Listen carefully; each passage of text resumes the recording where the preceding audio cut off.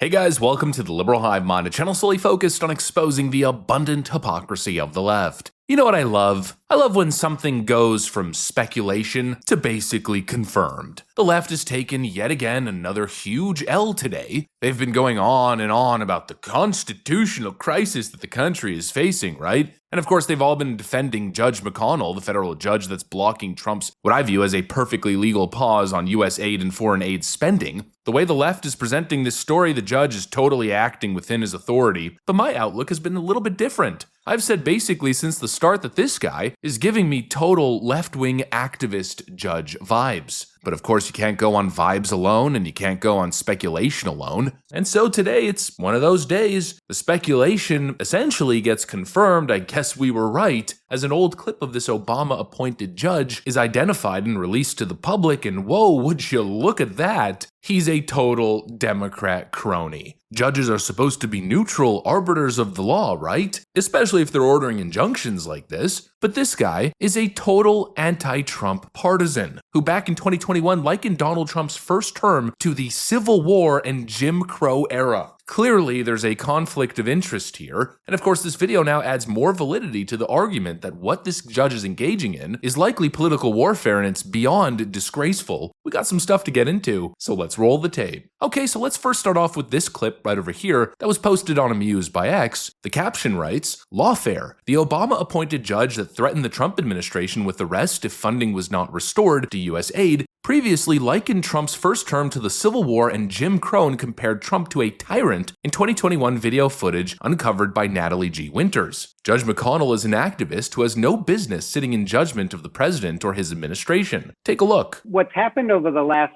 4 years or so, and at other times in our country's history, going back to, the Civil War and Reconstruction and during the last 4 years, is that the values that we live by, the constitutional values that form the basis of our country, have been tested. And our institutions have been tested in ways that I don't think a lot of folks thought would survive. It got tested in the 1800s by a war, and we survived the war, sometimes well and sometimes not so well, but that's for another story. So what we saw the last 4 years, in my mind, was a new testing of it. And how I think about it is, it's like a balloon, and you're blowing up a balloon and you keep pushing that air in. Well, at some point, the balloon's going to pop. And it feels like over the last 4 years, with the challenges that have occurred to the rule of law in this country, that we came very close to that balloon popping, where courts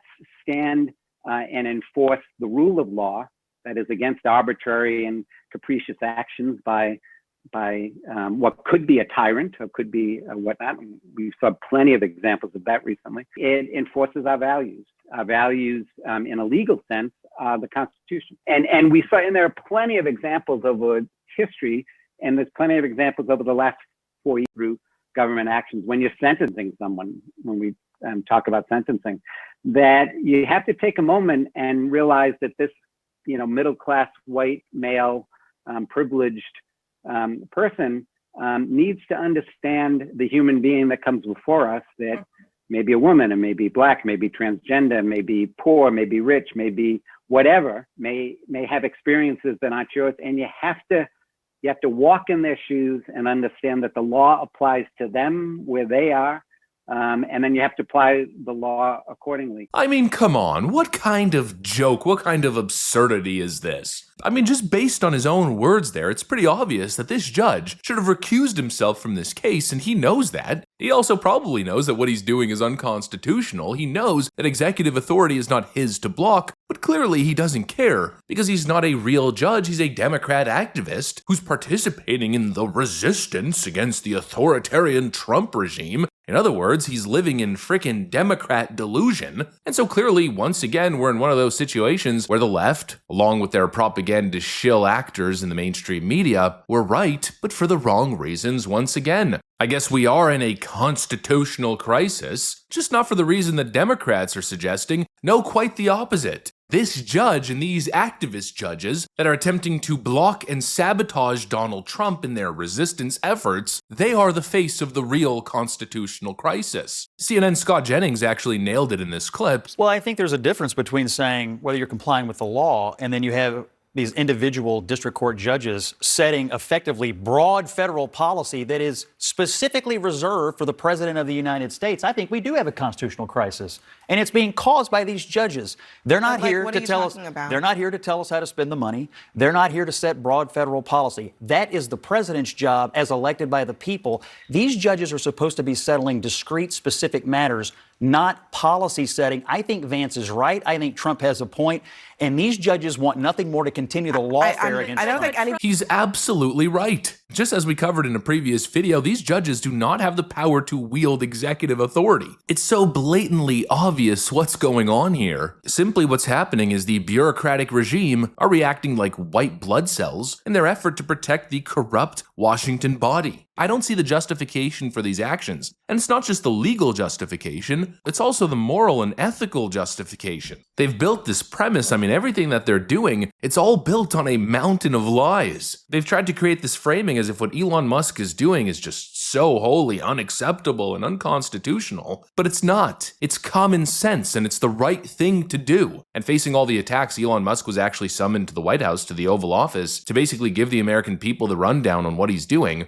At a high level, if you say, what is the goal of Doge, and I think a significant part of the presidency is to restore democracy. This may seem like, well, are we in a democracy? Well, if you don't have a feedback loop, FAX, if there's not a good feedback loop from the people to the government, and if you have rule of the bureaucrat, or if the bureaucracy is in charge, and then what meaning does democracy actually have? If the people cannot vote and have their will be decided by their elected representatives in the form of the president and the Senate and the House, then we don't live in a democracy, we live in a bureaucracy.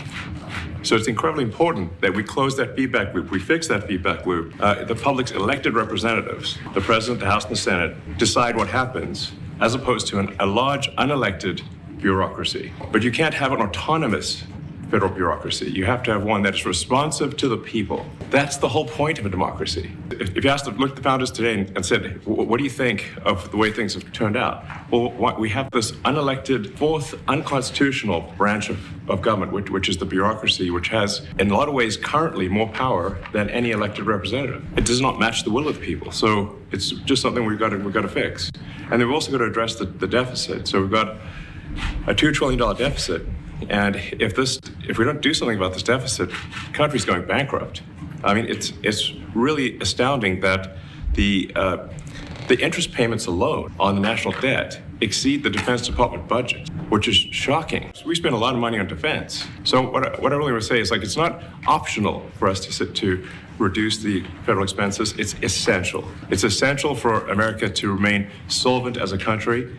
And it's essential for America to have the resources necessary to provide things to its citizens and not simply be servicing vast amounts of debt. Elon is acting on behalf of the taxpayer, desperately trying to fix a deeply broken system. And it's obvious the left refuses to engage in good faith. They refuse to even acknowledge blatant corruption and wasteful spending. They're attempting to block an investigation, an audit, just looking into things. Instead of letting Elon Musk do his work and then seeing the report afterwards, they're going into full-blown hysteria mode before the facts have even been presented. It's so obviously a bad faith effort from the lawfare to just the general left-wing rhetoric that's being spewed all over social media targeting Elon Musk. This tweet that I found, I think, is the perfect example after showing you guys that Elon Musk clip. This is what big leftist thought leaders are saying on social media. Wajahat Elite writes, "Truly sad and humiliating to see Donald Trump, the president, sit there weak and quiet as Elon Musk, an unelected billionaire, acts like the president and talks to the media in the Oval Office. Wild scene." Dude, what? First of all, it's completely normal for the president to have key officials answer press questions in the Oval Office. Elon Musk is literally working on the Trump mandate to audit the government and drain the swamp. That is his job, and the media has been attacking him nonstop like rabid freaking dogs, and now he's not allowed to be summoned to the White House to answer questions and defend the work that he's doing?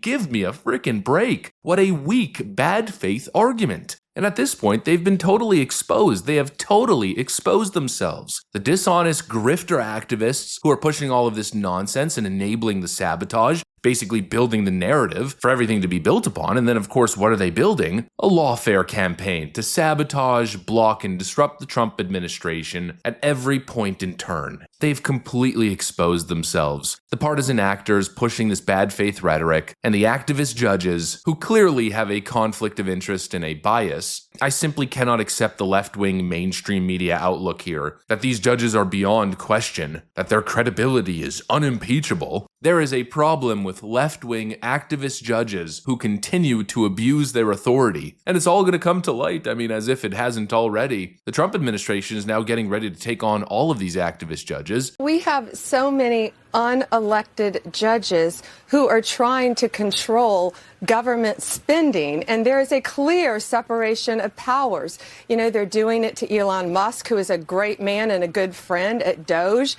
What they're doing to him is to our country is outrageous. You know, people work their whole lives and pay taxes, yet they find out that they've been giving $2 million to Guatemala for sex changes. It's outrageous, and it's going to stop. We're going to fight back, not only with U.S. aid and all these other agencies, but, you know, this is happening every day. But DOJ, we are prepared to defend all of these cases, and we will carry out President Trump's agenda. And let's just say I foresee a whole lot of W's. When I close my eyes, I'm seeing a field of W's right on the horizon. These unelected Democrat judges are completely out of control, and they are clearly attempting to subvert democracy. Anyways, that's pretty much what I got for you guys on this one. Hopefully you enjoyed the video. If you did, make sure to leave a like and possibly subscribe. Thanks for watching, and I'll see you on the next one.